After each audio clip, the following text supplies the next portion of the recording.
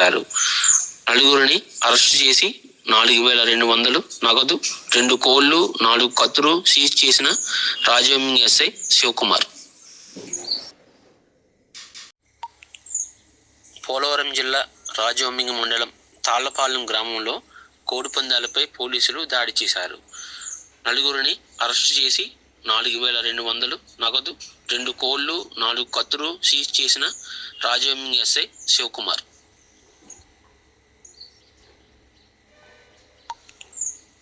పోలవరం జిల్లా రాజవెమ్మింగ్ మండలం తాళ్లపాలెం గ్రామంలో కోడిపందాలపై పోలీసులు దాడి చేశారు. నలుగురిని అరెస్టు చేసి 4,200